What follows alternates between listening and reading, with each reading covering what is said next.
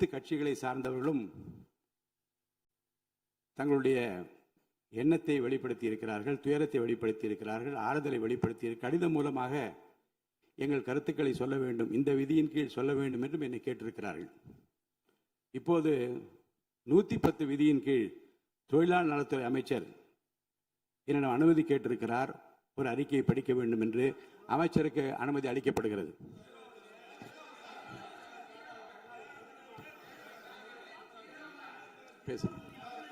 மாண்புமிகு பேரவைத் தலைவர் அவர்களே,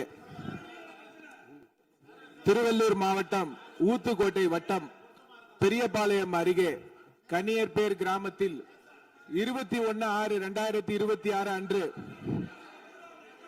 Saint Peter and Paul seafood exports private limited படிங்க ரெஜிஸ்ட்ரேஷன் நீங்க படிங்க என்ற தனியார் கடல் உணவுகளை பதப்படுத்தும் தனியார் தொழிற்சாலையில் ஐஸ் பிளாக்ஸ் ஜெனரேட்டருக்கு செல்லும் பைப்லைன் வால்வில் எதிர்பாராத விதமாக ஏற்பட்ட விபத்தின் காரணமாக உறுப்பினர்கள் அமருங்கள். உறுப்பினர்கள் அமருங்கள். உறுப்பினர்கள் அமருங்கள். நானா சட்ட விதிகள்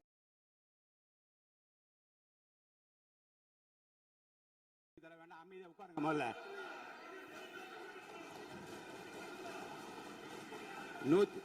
110 விதியின் அரசின் சார்பில் இருங்க. அரசின் சார்பில்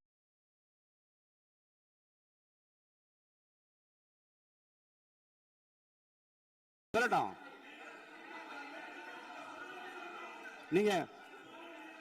நீங்கள் சொல்ல உட்காருங்க. நான் சொல்றேன். உட்காருங்க சொல்றேன். நீங்கள் சொல்ல விரும்புகிற கருத்துக்களை இன்றைக்கு ஏறத்தாழ 11 பேர் பேச இருக்கின்றார்கள். நீங்கள் என்ன சொல்ல விரும்புகிற கருத்து இருங்க. அமைச்சர் இப்போது 110 விதியின் கீழ் விளக்கம் அளிப்பார். இந்த விளக்கத்தில் உங்களுக்குள்ள கருத்துக்களை உங்களுடைய கட்சியின் சார்பில் பேச இருக்கின்றார்கள். பேசுகிறவோ உங்க கருத்தை சொல்ற உரிமை நான் தருகிறேன். இந்த 0 அவர் கிடையாது. வினாக்கள் பாருங்க. பிசினஸ் அட்வைசரி கமிட்டியில உட்கார்ந்து பேசுகிற போது வினாக்கள் விடைகள் நேரமும் 0 அவர் கிடையாது என்று சொல்லிவிட்டோம். இப்போது இதை பற்றி இந்த கருத்துக்களை நீங்கள் பேசுகிற போது உங்கள் உறுப்பினர் சார்பில் எடுத்து வைக்க நான் அனுமதி அளிக்கிறேன். அப்போது நீங்கள் தாராளமாக பேசலாம். மாண்புமிகு அமைச்சர் பேசுங்க. மாண்புமிகு பேரவைத் தலைவர் அவர்களே, திருவள்ளூர் மாவட்டம் ஊத்துக்கோட்டை வட்டம் பெரியபாளையம் அருகே கன்னியர்பேர் கிராமத்தில் 21/6/2026 அன்று Saint Peter and Paul seafood exports private limited company என்ற தனியார் கடல் உணவுகளை பதப்படுத்தும் தனியார் தொழிற்சாலையில் ஐஸ் பிளாக்ஸ் ஜெனரேட்டர் மிஷினுக்கு செல்லும் பைப்லைன் வால்வில் எதிர்பாராத விதமாக ஏற்பட்ட விபத்தின் காரணமாக அமோனிய வாயு கசிவு ஏற்பட்டுள்ளது. இந்த விபத்தின் காரணமாக இதுவரை அங்கு பணியில் இருந்த 74 நபர்கள், 70 பெண்கள், 4 ஆண்கள் பாதிக்கப்பட்டு அரசு தனியார் மருத்துவமனையில் அனுமதிக்கப்பட்டு சிகிச்சை பெற்று உறுப்பினர் அமருங்க. உறுப்பினர் அமருங்க.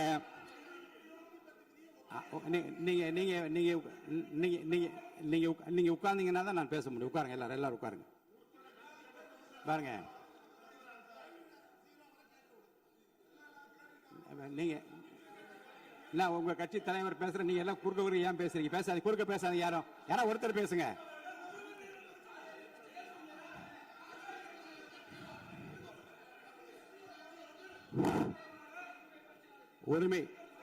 உரிமை மீறல் பிரச்சனை இருங்க. உரிமை மீறல் பிரச்சனை பற்றியும் நீங்கள் எனக்கு காலையில் எனக்கு கொடுத்திருக்கிறீர்கள். இருங்க, உரிய நேரத்தில் தான் எடுக்க முடியும். இப்போது அதை எடுத்துக்கொள்வதற்கு இல்லை. இருங்க, நான் திரும்பவும் சொல்கிறேன். உங்கள் பிரச்சனையை பற்றி முற்றிலுமாக பேசுவதற்கு வாய்ப்பு இல்லை என்று நான் சொன்னால் நீங்கள் கவலைப்படலாம். உங்கள் கட்சியின் சார்பில் பேசுவதற்கு இன்றைக்கு அனுமதி அளிக்கிறேன். அப்ப பேசுகிற போது உரிமையும் பிரச்சனையும் பேசுங்கள், கோரிக்கை பற்றி பேசுங்கள், அமைச்சர் கூறியதுக்கும் பதில் பேசுங்கள்.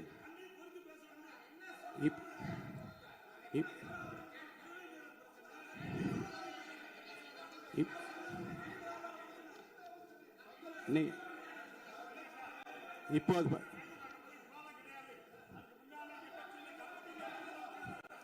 110 110 விதியின் கீழ் மாண்பு அமைச்சர் இருங்க 110 விதியின் கீழ் 110 விதியின் கீழ் வேறு பிரச்சனை குறித்து அவர் பேசுகிறாரு.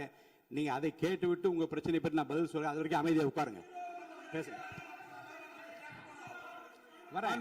மாண்புமிகு பேரவைத் தலைவர் அவர்களே, இருங்க. எதுக்கு இருங்க? இல்லங்க இருங்க இல்லங்க பாருங்க. சபை இல்லைங்க, சபை விதிகளுக்கு உட்பட்டு தான் நடக்கிறேன். தயவுசெய்து சொல்றேன்.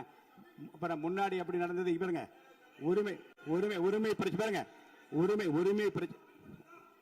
நீங்க பதிலுக்கு பதில் பேசியா இருந்தா என்னால பதில் சொல்ல முடியாது. கொஞ்சம் அமைதியா கேளுங்க.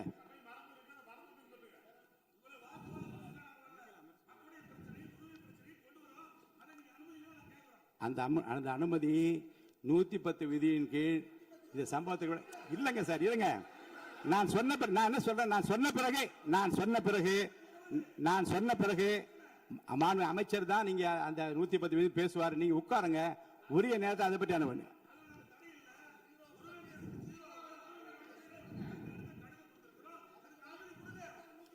நூத்தி 10 விதியின் கீழ் மாண்பு அமைச்சர் விளக்கத்தை அளித்த பிறகு நீங்க பேசுங்க.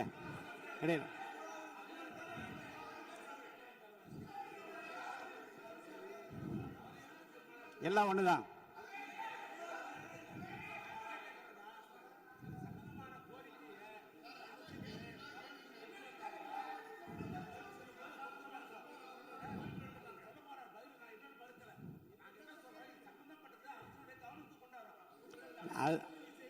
அதற்கு அதுதாங்க. இல்ல 110 மாண்புமிகு உறுப்பினருக்காக சொல்றேன். 110 விதியின் கீழ் மாண்புமிகு அமைச்சர் பேசிய பிறகு விவாதம் இல்லை. இருங்க, பேசி முடிச்சார். பேசி முடிச்சார். இருங்க, நான் இப்போ பாருங்க, உங்களுக்கென்று உங்களுடைய கட்சியினுடைய உறுப்பினர் பேசுகிற போது இதே பிரச்சனைக்கு கொஞ்சம் கலந்து பேசுங்க. நீங்க அப்பவும் சொல்லுங்க. நீங்க உரிமை மேல் ஒரு மேகதாது பிரச்சனை இருங்க சொல்லி முடிச்சிடுறேன். மேகதாது பிரச்சனை பற்றி உரிமை மீறல் கொடுத்திருக்கிற அந்த விவாதத்தை நீங்கள் உங்களுக்கென்று பேச இருக்கின்ற உறுப்பினர் பேசுகிற போது நீங்க அந்த பிரச்சனையை சொல்லலாம். அதற்குரிய பதில் நான் சொல்றேன். அது உரிமை பிரச்சனையாக ஏற்றுக்கொள்ள முடியாத மாண்புமிகு அமைச்சர், நீங்க பதில் சொல்லுங்க.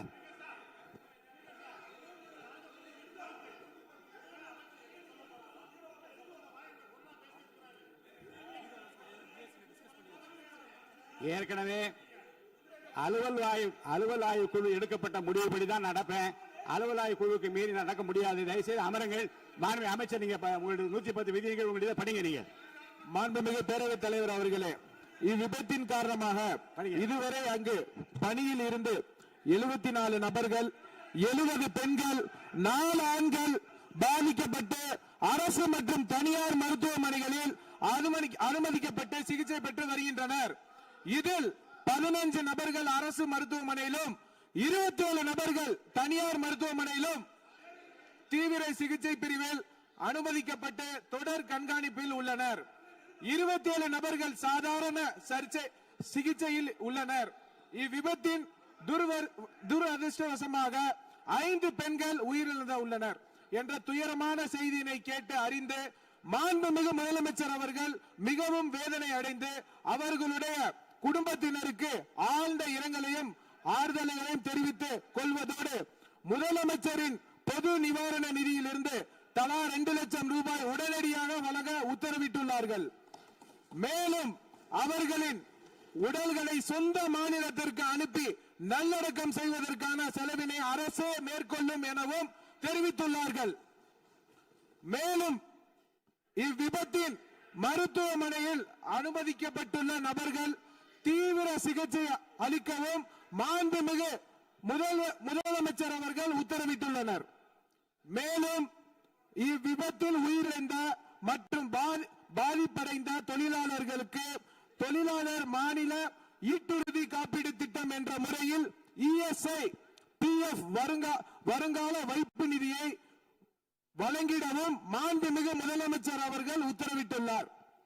இவ்விபத்தின் குறித்து இயக்குனர் தொழிலாளர் பாதுகாப்பு மற்றும் சுகாதாரத்துறை இயக்குனர் பொது சுகாதாரத்துறை மற்றும் தமிழ்நாடு மாசு கட்டுப்பாட்டு உறுப்பினர் செயலாளர் தலைமையில் ஆய்வு மேற்கொள்ளப்பட்டு முதற்கட்ட விசாரணை அறிக்கையின் 24 மணி நேரத்துக்கு உள்ளாகவும் முழுமையான விசாரணை 3 நாட்களுக்கு சமர்ப்பிக்குமாறு மாண்புமிகு முதலமைச்சர் அவர்கள் உத்தரவிட்டுள்ளனர்.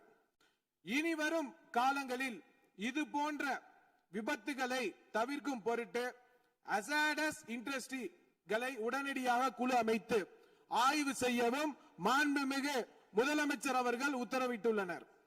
அதன் அடிப்படையில் உடனடியாக நடவடிக்கை மேற்கொள்ளப்படும் என மாண்புமிகு பேரவைத் தலைவர் வாயிலாக தெரிவித்துக் கொண்டு மொத்தம் 54,957 தொழிற்சாலை உள்ளன.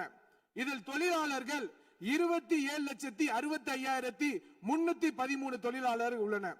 இதில் அபாயகரமான தொழிற்சாலைகள் 6,669 உள்ளனர். இனிவரும் காலங்களில் தமிழ்நாடு முழுவதிலும் உள்ள அனைத்து தொழிற்சாலைகளிலும் இதுபோல் நடக்காம இருக்க அனைத்து விதமான நடவடிக்கையும் மேற்கொள்ளப்பட்டு சட்ட ரீதியாக நடவடிக்கை மேற்கொள்ளப்படும் என்பதை பேரவைத் தலைவர் வாயிலாக தெரிவித்துக் கொண்டு விடைபெறுகிறேன். நன்றி. அளிக்கிறேன். கொஞ்சம் அமைதியா உட்கார்ந்தீங்கன்னா அனுமதி இருங்க.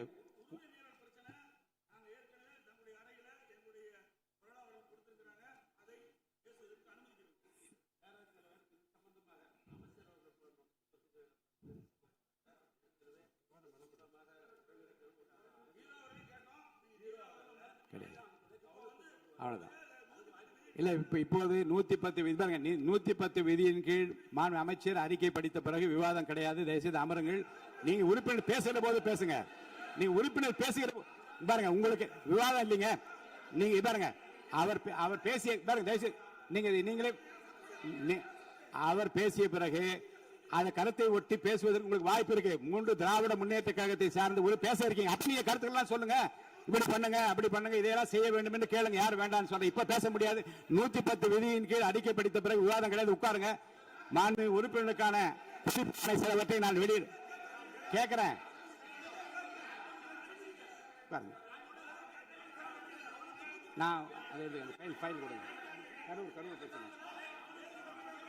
மாண்பு உறுப்பினருக்கு பாருங்க எதிர்கட்சி கொறடா அவர்களுக்கு நான் ஒன்றை நினைவுபடுத்த விரும்புகிறேன். பண்ணிட்டாரு.